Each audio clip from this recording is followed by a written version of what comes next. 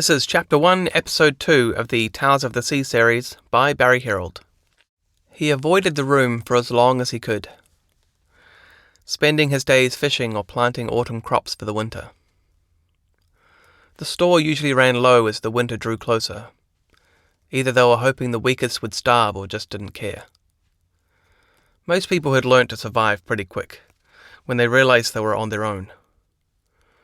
There were a few community projects at first, and they even elected a mayor, but that eventually got too much attention from the authorities.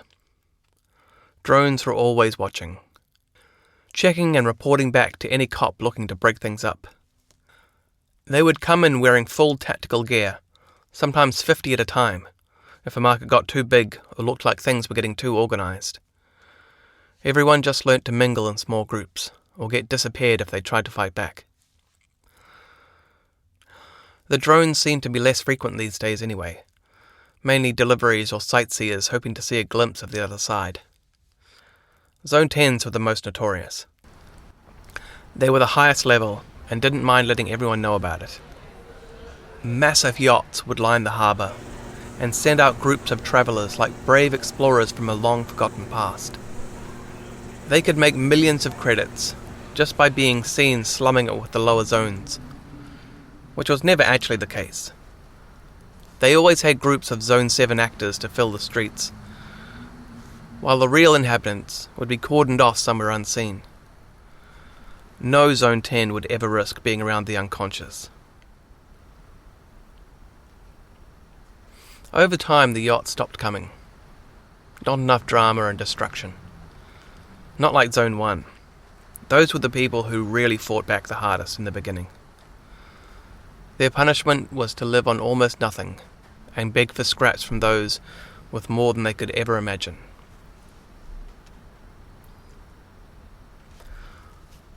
Though nothing was ever quite what it seemed. No one from any of the higher zones ever really had enough. They had to be constantly fighting to keep the life they had. Finn never got higher than a Zone 5 in his old life.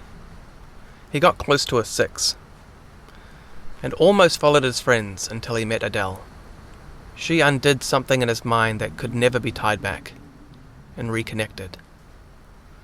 It was a dangerous procedure to remove the consciousness implant. But when her light faded, there was no reason to be part of that world anymore. Real sound was the first thing he noticed. No effects or amplification, just real organic sound. It kept him going as his rankings came down and moved from a 5 to a 4 and finally a 3. Disconnected, but not discarded entirely. He could still live, breathe, and experience the world as it really was. There were times Finn missed being part of it all. Nights, mostly. When the thoughts of the past kept him up, he would touch the part of his temple where the implant used to be, wishing he could do a memory wipe or dopamine stimulation. It was one of those nights. He was lying in bed listening to the wind howl through the cracks in the window frame, when another noise rose from somewhere below. It sounded like music, and that mountain stream running over the rocks. He tried to ignore it. Maybe it was just some water running down the gutters and swirling down the pipes. It was an old building, and seemed to have a life of its own. But it wasn't that. It was something else. Something artificial. When he had finally had enough, he got up to investigate. Then he realized where it was coming from. It was downstairs. It seemed like a dungeon down there from the top step. Something dark and mysterious was drawing him down to the depths below. He opened the door to the small room. The mirror was glowing under the sheet. Close your eyes. Let your imagination take you to a place you most desire. Your dreams are only a thought away. Let them find you. The voice startled Finn for a second. Then he realised he must have left the mirror on. He slowly removed the sheet, afraid to see her again. It was just the mountain stream. He sat down on the bed and picked up the remote. Then he looked at the mirror again. Adele was standing right in front of him. He jumped up, startled. Her image projected out from the mirror as a perfect hologram, a reflection of his dreams, his greatest desires. He placed his fingers on his temple. He couldn't feel anything. There couldn't still be an implant. But this thing could see into his mind and find the one thing out of millions of thoughts that he wished to see her again. She sat down on the bed next to him, smiling. He sat down next to her, and she moved close enough to touch. Her mouth was moving, but he couldn't hear anything. Down to the remote there was a mute button. His finger hovered over it tentatively before pressing it. "What have you been up to?" Finn stood up, started pacing the room. Adele was following him, teasing him, copying his every move. "Sit down, we haven't caught up in ages." Her voice sounded strange. It was hers, but not quite. Finn sat down again. "You're not real." Adele sat next to him and placed her hand hovered over his knee. "What does that mean?" Adele moved away as Finn gathered his thoughts. "What are you?" Adele just smiled and watched him pace the room a few times before walking out and closing the door behind him. The next morning, Finn tried to carry on his life as normal. He walked slowly outside and got in the car waiting for him in the driveway. It was border patrol duty. Since cops stopped doing it, a small community guard was formed to check the perimeters, walls and gates. They took turns driving one of the few cars around to make sure no one could get in who wasn't supposed to be there, or get out. It was a pretty standard patrol. His driver was Nate, a staunch bloke, spoke only when he needed to.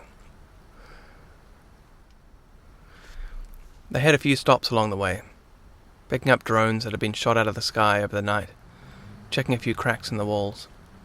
It was 10 meters high, and ran in a horseshoe shape around the township from either end of the bay. It had automatic turrets with machine guns and rocket launchers every 5 meters along the length, and 3 main gates manned with heavily armed guards who were more concerned with people trying to get out than anyone trying to get in. There wasn't an official curfew, but everyone knew not to go near the walls after dark. The guards were also pretty trigger happy, and the machine guns could anticipate every move you could ever possibly make, and would mow you down just in case you thought about trying something. The patrols were also wary about getting too close to the walls during the day. There were still a few burnt-out remains of cars that had ventured off the road and crossed the undefinable line. Near the end of the wall, they saw a man sitting on the rocks overlooking the bay. They approached him slowly and asked for his card. He looked old and weathered, like he'd lived his life at sea. He introduced himself as Frederick. He had lived his whole life in Zone 2, and finally made it to 3 at the age of 85. "I can't remember the last time I saw the ocean," he muttered as Nate handed back his card. "All I've seen is this wall. I've had dreams about the other side. It's better than I remembered." Mate nodded with some concern. "Don't get too close to the wall, and stay away from here at night." The old man lifted the left side of his shirt to reveal a pattern of scarred-over bullet wounds. "I was one of those idiots who built the bloody thing. My crew were working late on a section down the other end. Guess the boss forgot to tell the higher-ups." They all laughed awkwardly, until a drone flew too close to a turret. The machine gun spun into action and sliced it in half. Finn shrugged his shoulders. "Guess that's our cue." At the end of the shift, Nate and Finn dropped the drones off at the community workshop to be stripped down for parts. They learnt to retrofit anything they could find for dishwashers and kitchen appliances, as well as cars and their own secret stash of weapons. They made them more for hunting and defence more than revolution. That desire had faded a long time ago. All that lay behind the wall was a run-down Zone 2 settlement, another wall, and an even worse Zone 1, and an even bigger wall. Outside the harbour entrance were long strips of mines and submersible drones armed with torpedoes.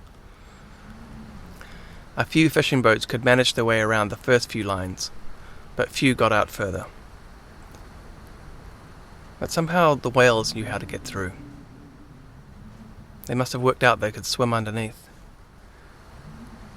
It was a regular event in the winter to watch the mothers and calves swim up through the bay for a few weeks before heading off to the open ocean. They had a tradition of gathering down at the beach and toasting them as they arrived with glasses of champagne and whiskey. Sometimes a few people would bring down chairs and tables and as much food as they could carry. The beach was one of the few places they could meet en masse and not be bothered by the cops. There was nowhere to go, and as long as they were eating and drinking, there wasn't a lot of talk of uprising.